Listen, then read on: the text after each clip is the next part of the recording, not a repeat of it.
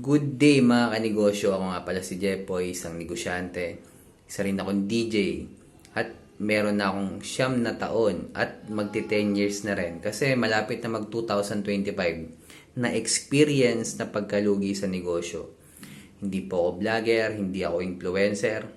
Isa po akong artista mga kanegosyo. Isa po akong content creator.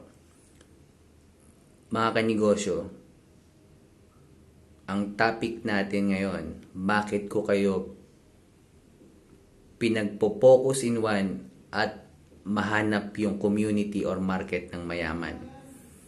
Ito ang kwento mga kanegosyo.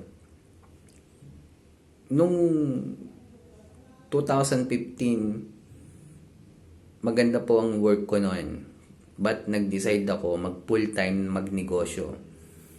Gusto ko talaga magnegosyo. So, decide ako, wala pa naman akong anak, wala pa akong mga malalaking responsibility. Gusto ko matuto magnegosyo. So, nag-resign ako. Graduate po ako sa TIP Cubao. Ngayon, mga kanegosyo, after ko mag-resign, nagtayo ako ng sari-sari store kung saan ako graduate. Graduate po ako ng marketing management sa TIP Cubao. QC. At doon din ako nagtayo ng sari-sari store. Bukod po sa akin, may mga 5 sari-sari store. So, 6 na pong sari-sari store po lahat nandun. At alam na mga customer ko, ako ang pinakamahal na benta ng mga produkto. Kahit sari-sari store lang po yun ha. Pare-pareho benta na. Halimbawa, sardinas. 20 benta sa kabila. 25 po sa akin. Mataas po akong mag-markup, pero malupit ang serbisyo ko. Doon ako bumabawi. Alam ng mga customer ko yan, mga kanegosyo. Hindi mura paninda ko, mahal. Mahal ang paninda ko, pero sa serbisyo ko bumabawi. Malupit ang serbisyo ko. Hindi ko pa alam yung mga focus in one, market ng mayaman, dahil nagsisimula pa lang ako, mga kanegosyo. Kung napapanood mo nga itong video na to, advantage mo na to. Kasi nung nagsisimula ako, hindi ko alam yung mga focus in one. Pero porket napanood mo na to, hindi ka na malulugi. May mga mangyayari pa rin na certain challenges sa pagninegosyo mo. Kasi iba-iba naman po tayo ng landas. Mga kanegosyo, kaya ako po kayo pinagli-level 2. Pinag-focus in one at mahanap yung community ng mayaman. Dahil may level 2 pa po. Yan po yung franchising business model, distribution business model, platform business model, manpower, software.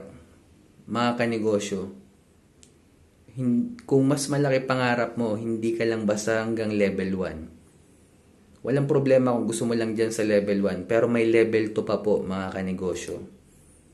Hindi pa po tapos ang laban dyan. Kahit kumikita ka na ng malaki dyan sa level 1, may level 2 pa po. Kailangan mong i-up yung game mo, mga kanegosyo.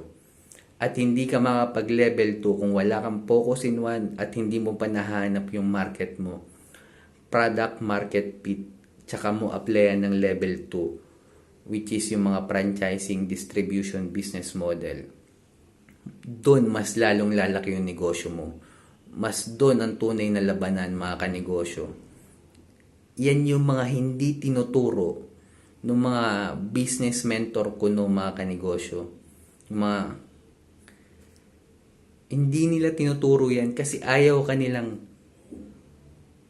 magsimula magnegosyo. Ayaw kanilang lumaki pa yung negosyo mo. Kasi sila mismo, mga kanegosyo, hindi sila marunong magnegosyo. Magaling sila magturo. Magaling sila gumawa ng libro. Binibentahan kanila. Kasi kumikita sila sa inyo. So, nauutakan kanila, mga kanegosyo. Kilala nyo yung mga sinasabi ko, yung mga positive. Mga kanegosyo.